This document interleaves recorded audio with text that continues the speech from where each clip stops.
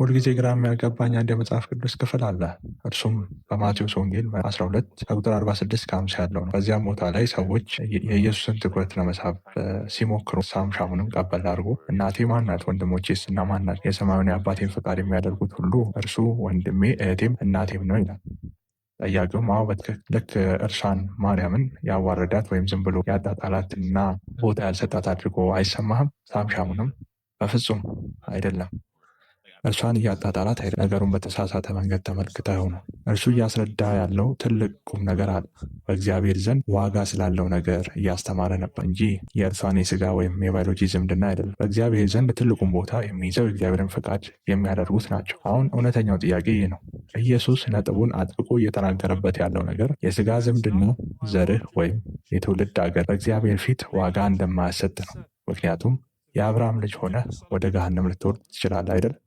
ጠያቂውም አዎ ብሎ ይመልሳል። ሳም ሻሙንም በሌላ በኩል ደግሞ ግሪካዊ ወይም አህዛብ ሆነ ወደ መንግስተ ሰማያት ልትገባ ትችላለህ አይደል? አዎ ልክ ነው ይላል። ሳም ሻሙንም ስለዚህ ኢየሱስ እያለ ያለው ከማንም ጋር በስጋ እንደተዛመዳችሁ ትልቅ ነገር አታድርጉ። ምክንያቱም ከኢየሱስ ጋር በስጋ መዛመድህ ይልቁኑ ተጠያቂነትህን ይጨምረዋል፣ ለፍርድ የበለጠ የተጋለጥክ ያደርጋል። ለምሳሌ እሺ እኔ የኢየሱስ ያጎት ልጅ ነኝ፣ ከእርሱ ጋር ነው ያደግኩት። ምን ያህል ንጹሕና ከኃጢአት የራቀ እንደሆነች ተአምራትን ሲያደርግ ተመልክቻለሁ ብለህ ከዚያ በኋላ ግን ብትቃወመው ብትጠላውና እንዲሞትም ብትመኝስ ያ ከክርስቶስ ጋር የነበረ የስጋ ዝምድና ለአንተ ብቻ የተሰጠ ልዩ እድል ስለነበር በእግዚአብሔር ፊት ካልተዛመደው ሌላ ሰው ይልቅ የባሰ ፍርድና መለኮታዊ ቁጣን ያመጣብሃል። አየህ? ጠያቂውም አዎ ገባኛል። ሳም ሻሙንም ታዲያ በመጨረሻ ላይ አሁን ለአንተ የሚቀርበው እውነተኛው ጥያቄ ይህ፣ ማርያም የእግዚአብሔርን ፈቃድ አድርጋለች ወይስ አላደረገች?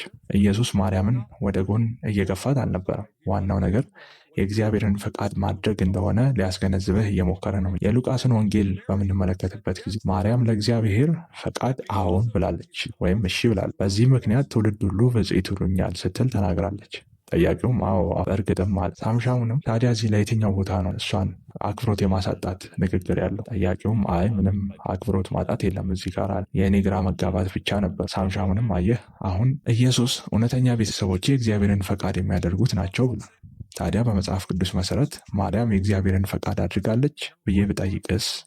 ጠያቂውም አዎ ለእርሷ የተሰጣትን ያንን ታላቅ ኃላፊነት ተቀብላል። ሳም ሻሙንም ስለዚህ እኮ ነው በሉቃስ ወንጌል ምዕራፍ 1 ከቁጥር 45 ላይ ኤልሳቤጥ ምን አለች?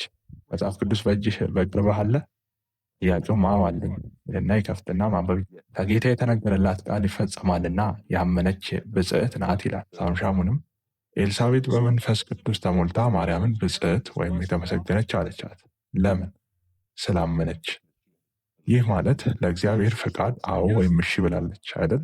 ጥያቄው አዎ ብሎ መለሰ። ሳም ሻሙንም በሉቃስ ወንጌል ምዕራፍ 1 ከቁጥር 38 ላይስ ማርያም ለገብርኤል ምን አለች? እነሆኝ የጌታ ባሪያ እንደ ቃልህ ይሁንልኝ አለች። ማርያም እኔ የጌታ አገልጋይ ነኝ እንደ ፈቃድ ይሆንልኝ ስትል ለእግዚአብሔር ፈቃድ ተገዥ ሆናለች። ስለዚህ ኢየሱስ የሰማዩን የአባቴን ፈቃድ የሚያደርጉት እናቴ ናቸው ሲል፣ ማርያም ደግሞ የእግዚአብሔርን ፈቃድ በተግባር የፈጸመች በመሆኗ እርሷ የሥጋ እናቱ ብቻ ሳትሆን እውነተኛ መንፈሳዊ እናቱም ጭምር ናት ማለት ነው። በሁለቱም መንገድ እናቱ ናት። አየህ?